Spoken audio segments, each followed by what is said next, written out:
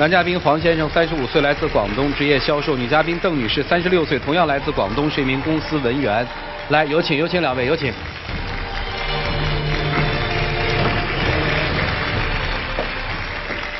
欢迎两位哈。主持人好。你母亲特别希望你们俩能在一起，你自己的个人愿望呢？我也很希望是这样子。好，那咱们简单的梳理一下，两位在2015年1月份的时候发生了什么问题要离婚呢？是谁提出来的呢？我。原因是？因为我跟他就认识到离婚是差不多整整的10年。走到。真的没跟。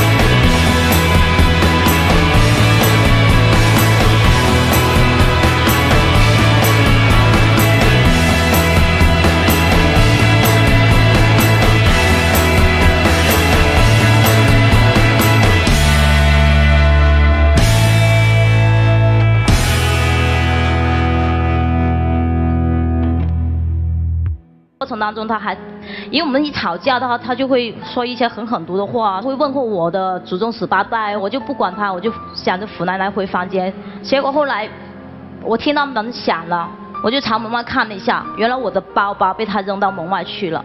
我情急之下，我就肯定先去捡包包嘛，因为在门外不安全。在捡包包的过程当中呢，门带上了，我就叫他开门，他不开，我说可以，你不开，但是请你倒杯水给你妈妈，让她吃点药。她当时的反应就是说，不倒水不单止，就是马上把窗户关好，把窗帘拉上。那一刻我觉得很心寒，我觉得这个男人太过无情无义，太绝情了。如果我跟这样子的男人过下半辈子，怎么过下去？从那件事之后呢，我就从以前就是有冷战过，有吵过，有打过，闹过，到了最后我就连话都不想愿意跟他讲了。今天促使这两个人走到我们这个现场的，实际是先生的母亲，孩子的奶奶。让我们掌声请出她，掌声有请，来。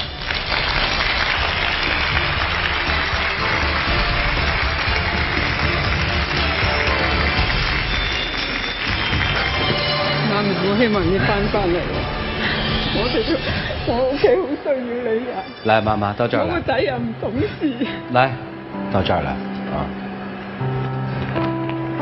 奶奶剛才跟你說什麼了？你都要哭了。他說希望我回來。啊，這是一個好兒媳嗎？是。是哈，你這兒子你覺得他爭氣嗎？我就是恨铁不成钢。也有我的一份责任，因为小时候我太惯坏他了。但是后来呢，他长大了，他还是不够长进，我就是恨铁不成钢。我媳妇嫁过来了，我们都很喜欢她，因为我觉得她人很实际。一开始的时候我也有对她有一点误会，但是后来我们相处了，我们现在关系很好。一开始您为什么误会她呀？她有点直来直去，有时候我觉得好像不习惯了。他们离婚的时候，您没劝他们呀？当然有劝啊，我看见人家全家福一起去玩，我都很羡慕，人家都说家里的事，但是我儿子不离开，所以我就劝我儿子，你一定要把雅文找回来，你一定好好的对他。我再问您哈，你儿子想让你媳妇儿回去吗？想啊，见我煲好汤，他就叫我，他说你叫他回来啦。但是我说你怎么不叫？奶奶帮他做这些事情。我明白。不是，我说你怎么不说？次次都是我说，我肯定会叫了。我每次煲好汤，我都叫媳妇回来喝。您先生对他们离婚怎么看啊？我丈夫12年的时候去世了。去世了。那您现在等于既养儿子又养孙子是吧？我养孙子，我心甘情愿，我真是很疼孙子。我理解。我也很疼我媳妇，就是我儿子就是不争气，说话经常会伤人，伤到我媳妇了。行，我明白。我还能理解他，媳妇有时候就受不了。我很想媳妇回来，一家人团聚。刚才您儿媳说了一段话，说得特别好，她希望她去做一些什么，而不是您。所以您要想让她回去的话，我觉得做妈妈的职责您已经尽到了。您先下去休息好不好？交给我们老师们好吗？来，请回哈。你要他自己好不好？你要他自己好不好？啊！看到奶奶的时候，情绪就控制不住是吧？其实那个感情还是有。这个男人能力强弱你应该知道对吧？知道。我那时候就觉得，可能就是因为广州本土的男生没结婚之前呢，都是吊儿郎当的。当时就给个希望自己，觉得可能他以后结了婚就会长大。到了结了婚之后，发觉原来他还是没有。我又给自己想说，小孩出生了以后，做了爸爸，角色转换了以后，可能就会变了。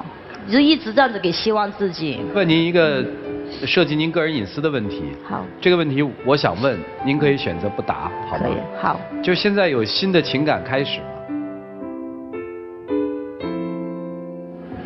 我选择不答。那我有答案了。好了，接下来我们看看老师们会从哪些角度去谈他们的观察，一起进入丘比特问卷。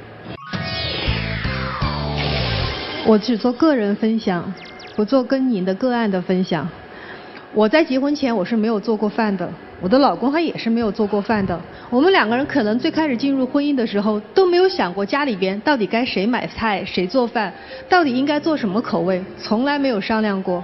但是结婚过后我们会开始去商量，磨合出来过后是我们可能开始做早饭了，他有时间他起来做，我有时间我起来做，并且我们会了解到大家对方想要的是什么。在婚姻当中没有任何一个人他先天就懂得如何跟另外一个跟自己完全不熟的人相处，并且对方也没有办法完全懂得他需要什么。比如说你吃菜的咸淡，然后你想要的菜品的口味，就要慢慢的夫妻之间告诉给对方，我想要你做这个，你想要我做那个，你这个地方做的不合适，你应该怎么做。很多夫妻就是在慢慢的交汇当中，他们学会了如何去相处。但今天到现在为止，至少我现在没有听到你在婚姻当中你告诉给你的配偶你想要什么。我有一直在这方面努力，但是一巴掌是拍不响的。我想这样讲，我在努力的时候他都不付出。我为什么用我来做分享？我也是妈妈，我也经历过婚姻当中很多的沟沟坎坎，包括我们可能现在还会在磨合。每个人的婚姻当中都会经历掉对方不懂的时候，包括我们自己有不懂的时候。你不选择他，但未来你选择任何人，你可能都需要跟他经历过这种磨合。同样对于男嘉宾也是一样的。我看到你台本里边写到，你把自己赚来的钱，不是拿给儿子交学费，而是买了一辆奥迪。对。你能消费给自己，但是你不去消费给你的孩子的学习，说明至少在这个时候你是没有做爸爸的责任的。先去学会做一个爸爸吧。爸爸跟孩子的互动当中，爸爸会学会如何教孩子承担责任，如何在受到磨难的时候如何坚持。同样做爸爸的也会给自己说，你看我就是这么坚持过来的。所以先好好做父亲。这个女人她自己如果能追到她的幸福的话，你应该祝福她，因为她毕竟算是一个好妈妈。好，谢谢周老师。谢谢。你们离婚证上写的是2015年1月30日离婚的，但是在我感觉，其实你们早已离婚了，因为丈夫这个角色是已经缺失很久的了，没有任何责任和贡献，有的只能是吵架，甚至于动手。所以这个女人呢，心早已经死了。女孩这么多的苦，这么多年受的罪，很平淡，挨大莫过于心死啊。正如你所说，你就是假设性的单亲妈妈 ，AA 制，财务上你指望不上这个男人贡献什么，反而有可能是拖累。没有什么沟通，才会有很多的误解。这里面不光是你老公的问题，而是你。我相信，如果有3样东西这个婚姻里没有的话，你们早已经离婚了。第一，孩子；第二，就是婆婆；第三一个就是你自己这要强的个性。其实你早就知道自己看错人了，你找的不是这么一个人，你是心存幻想，你试图幻想说我能够改造你现在这个样子。很多人都是你这样嘛，结婚前吊儿郎当的不讲责任感，结婚之后成立了家庭，你就慢慢就会长大了。殊不知啊，残酷的现实给了自己一个响亮的耳光。你们结婚了7、8年了，没有改造成吗？你也很痛苦啊。一个女人结婚前很温柔的，结婚之后怎么变了？处处管着我，看不起我，对不对？不跟我交流，你也急啊。包括您的这个，问他都不理我。你自己也没争气呀。你自己要是争气的话，你能堂堂正正的做一个男人，让自己的爱人心服口服、崇拜、依靠你啊？你有吗？你这怪不了他。其实你已经决心走出来了，你已经开始寻找自己的生活了。但是你丝毫没有忘记自己做母亲的职责，你天天去陪着孩子嘛，这个我们是理解的，我们有自己的权利去追求自己的幸福嘛，好吗？我们祝福你，但是我希望你即使在找新的生活幸福的时候，也不要慢待我们的孩子，好不好？好，就这样。好，谢谢曲总。一个全情奉献的母亲，还有一个个性鲜明、特立独行而又缺乏智慧的妻子，一个无能的丈夫的产生的2个重要条件就都具备了。在他成长成人之前，全情奉献、百般宠溺的母亲几乎把他宠至没有任何生活能力，也没有任何的责任感。本来如果遇上一个妻子，成立了家庭，有了孩子，倒是可以锻炼他的能力了，但偏偏又碰上一个个性鲜明、喜欢支配他人的妻子。虽然精明强干，却缺乏智慧。而每当急躁的性格一旦产生，双方一旦开始一些矛盾的时候，那个不该插入进来的母亲，又把你们所有的这样的一些战场后的灰烬打扫干净。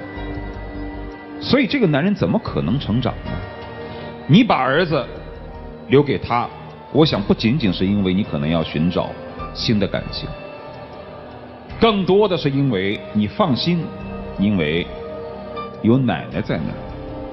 但是其结果我们所看到的是更悲惨的结局，就是你们虽然离了婚，但这个离婚并没有促使他的成长。孩子的抚养，所有的责任依然分摊在你和他母亲身上，他依然是缺位的。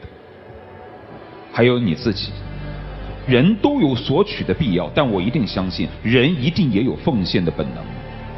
你难道没有奉献的本能吗？为什么离了婚之后，你依然没有担当起做父亲的责任？你已经知道这些年来的婚姻造就了彼此多大的伤害，你也知道这10年的婚姻最终离婚，你缺失了多少父亲的角色？为什么你依然不承担起做父亲的责任？因为我是觉得现在我是应该要去赚到一点钱来养活家里人才行。如果我天天待在家里，我可以天天没有说你一定要天天待在家里呀。对，赚钱并不耽误你去关爱孩子呀。但是因为我如果正常干活的话，我一出门就2、3天说不定的。到目前为止，你依然无法成熟地规划自己的生活空间和时间。我注意到一上场，你那个脚一直在那儿动，右脚一直在那儿往那儿崴，这是一直在回忆痛苦的过程，伴随性的动作，不热烈的表情，反反复复的机械，让你现在其实内心已经是麻木。所以你们2年架都吵不起来，复不复婚两说，找不找新感情两说，那都不重要，关键的是要沉浸自己。而你应该好好的、赶紧的培养起自己做父亲的责任。好，谢谢。老师们其实给到了不同的点，2位应该多学习学习。你应该学习一下做女人的智慧，你真得学习怎么做个好爹了。你至少你得先长大。是不是要复婚？真的想跟老妈妈说一句，别逼他们，你得把这个权利完全交到你儿子手里。好了，接下来的时间留给你们自己，一起进入黄金60秒。